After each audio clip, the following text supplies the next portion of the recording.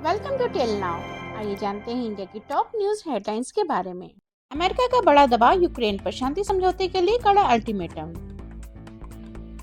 US ने Ukraine को एक 28 पॉइंट की शांति योजना स्वीकार करने के लिए दबाव बढ़ा दिया है। रिपोर्ट्स के अनुसार अगर यूक्रेन ने ये प्लान नहीं माना तो अमेरिका इंटेलिजेंस और हथियारों की सप्लाई रोक सकता है। इस प्लान में यूक्रेन को कुछ इलाकों से पीछे हटने, सेना का आकार घटाने और नाटो में शामिल न होने जैसी शर्तें बताई जा रही हैं। यूक्रेन के राष्ट्रपति जेलेंस्की ने इसे देश की संप्रभुता पर सीधी चोट बताया है। रशिया के राष्ट्रपति पुतिन का बयान, यूक्रेन की जीत एक भ्रम। अमेरिकी शांति प्रस्ताव पर प्रतिक्रिया देते हुए रशिया के राष्ट्रपति व्लादिमीर पुतिन ने कहा है, यूक्रेन विजय के भ्रम में जी रहा है। उन्होंने इस शांति प्लान का स्वागत तो किया, लेकिन उन्होंने ये भी कहा कि अभी भी रशिया की उम्मीदों से कम है। रशिया ने संकेत दिया कि आगे और शर्तें जोड़ी जा सकती हैं। ब्रिटेन ने बदल डाले इमिग्रेशन नियम, भारतीयों पर सबसे ज्यादा असर। यूके की सरकार ने इमिग्रेशन नियमों में बड़ा बदलाव करते हुए इनवर्ट सेटलमेंट सिस्टम लागू किया है। अब ज्यादातर लोगों को यूके में स्थायी निवास पाने के लिए 10 साल का इंतजार करना पड़ेगा। हालांकि हाई इनकम प्रोफेशनल्स सिर्फ 3 साल में ILR के पात्र बन सकते हैं। इसके अलावा भाषा, आपराधिक रिकॉर्ड और टैक्स योगदान से जुड़े कठोर नियम भी जोड़े गए हैं। भारतीय छात्रों और वर्क वीजा धारकों पर इसका सीधा असर पड़ेगा। भारत में नए श्रम कानून लागू, घरेलू कामगार से लेकर छोटे उद्योगों तक असर। 22 नवंबर से देश में नए श्रम कानून लागू हो गए हैं। ये कानून कामगारों की सुरक्षा, वेतन संरचना और सामाजिक सुरक्षा में बड़े बदलाव लाते हैं।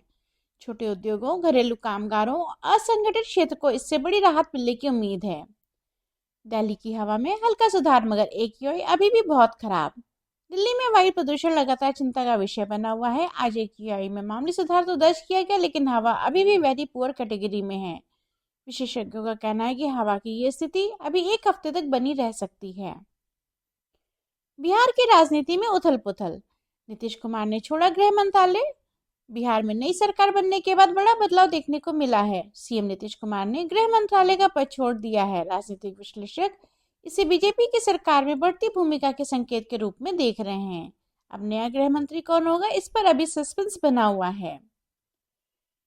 नाइजीरिया में दिल दहला देने वाली घटना, 200 से ज्यादा छात्र व शिक्षक किडनैप। नाइजीरिया के कैथोलिक स्कूल से 215 छात्र और 12 शिक्षकों को बंदूकधारियों ने अगवा कर लिया है।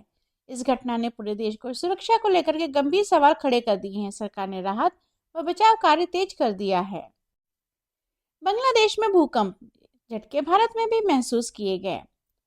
बांग्लादेश में 5.7 मैग्नीट्यूड का भूकंप आया है। इसके झटके पश्चिम बंगाल, खासकर कोलकाता और आसपास के इलाकों में महसूस किए गए हैं। कहीं भी बड़े नुकसान की खबर नहीं है, लेकिन लोग घबराकर घरों से बाहर आ गए थे। दुबई एयर शो में भारतीय तेजस क्रैश, पायलट सुरक्षित। दुबई एयर शो में प्रदर्शन के दौरान भारतीय वायुसेना का तेजस फाइटर जेट दुर्घटनाग्रस्त हो गया था। ये थी आज की देश की कुछ खास खबरें। वीडियो पसंद आए तो आप इसको लाइक और सब्सक्राइब करना मत भूलिए। मिलते हैं नेक्स्ट अपडेट में। Thank you for watching till now.